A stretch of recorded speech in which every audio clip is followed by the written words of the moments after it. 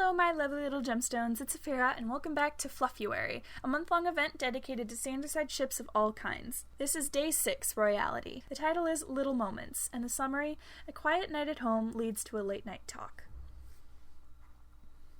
Patton hummed to himself as he stirred the bubbling pot of soup, reaching for the salt and tapping the shaker over it. He double-checked the timer as he heard the front door open and heard his fiancée call out to him.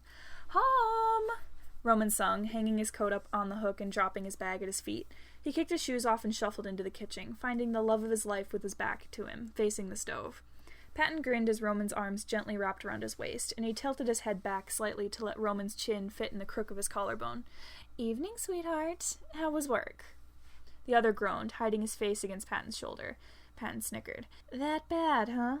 Genius is never understood in its own time," Roman mumbled, pressing lazy kisses to Patton's neck, cheek, and temple. "I tell them how they should do things, they don't listen to me, and then they complain when it all goes to shit exactly like I said it would." Patton hated hearing his fiancé's stories like this, knowing that he did love the work he did when it didn't involve convincing other people to listen. "Well, I've got some good news for you. The audition information came through for the Sunrise Theater. They're doing Cinderella this year." He could feel Roman's smile against his skin. "Perfect. I was just thinking I've been itching to get back on stage. I can't wait to see you. You've been working so hard. You deserve to do something fun," Patton told him, dropping the spoon in the soup and spinning around in Roman's arms so they were face to face. Roman was several inches taller than him, so Patton tilted his head up to meet his eyes. Roman leaned down and pecked his lips, a feather-light touch. Patton reached up and threw his arms around the other's neck, pulling him down into a better kiss. "Don't starve me like that, you tease." "So needy." Roman pressed their foreheads together, moving his arms so that one was fully wrapped around Patton's waist, while the other reached up and took Patton's hand in his own. He then held it out to the side, swaying them back and forth. With their foreheads resting together, Roman began to hum. "So this is love," he sung, spinning around the kitchen floor with his fiancée in his arms. Patton giggled, sneaking kisses in between Roman's movements. "Practicing already? You haven't even auditioned yet." Roman chuckled. "It's never a wrong time to serenade my love." Patton smiled, his heart brimming with love for his lovely prince. Eventually Roman just hummed, and Patton laid his head against his chest, letting the vibrations of his singing lull him. "I love you," Patton whispered into the air, and Roman kissed the top of his head. "I love you too, my dearest heart," came the whisper back, and they met for one more kiss before Patton pulled away and grabbed the soup spoon again, eliciting a whine from Roman. "You can keep distracting me if you want, but things are going to start burning if we don't eat soon," Patton chirped, swatting Roman's hands away playfully. "Go change, and then we can cuddle after dinner." "Movie tonight?" Roman asked quietly, and Patton's heart swelled. He was too cute sometimes. Patton kissed his cheek before pushing him towards the bedroom, turning back to the soup pot. "Of course, my prince."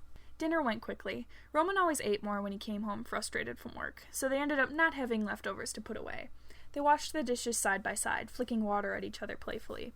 Once they were done, they snuggled together on the couch, with Roman laying on Patton's chest and scrolling through their options with the remote. "Any requests, my darling?" "Nothing sad. I don't want to cry tonight," Patton told him, yawning. Roman hummed, eventually settling on rewatching a few episodes of Steven Universe, and they cuddled close. They both worked long hours most days, so their time together was limited to a few hours at night. After an hour or so, Patton was nodding off when Roman suddenly shifted, his arms curling tighter around Patton's back. "Something wrong?" Roman shook his head, tilting up to smile at Patton, eyes sparkling. "No, I'm just thinking about how lucky I am to be with you." Patton laughed, thankful it was dark. Roman got sappy when he was tired, and even after 2 years of being together, it still caught him off guard. "You're amazing. The most incredible, sweet, angelic person I've ever met." "Come on, Roman, you're just saying that." "Shut up and let me compliment you," Roman scolded, and Patton clicked his jaw shut. "Sorry, I didn't mean that. But really, Patton, I know you don't always believe me, but I mean every word." Patton sighed, running his fingers through Roman's hair slowly. "I know. I just have a hard time taking compliments."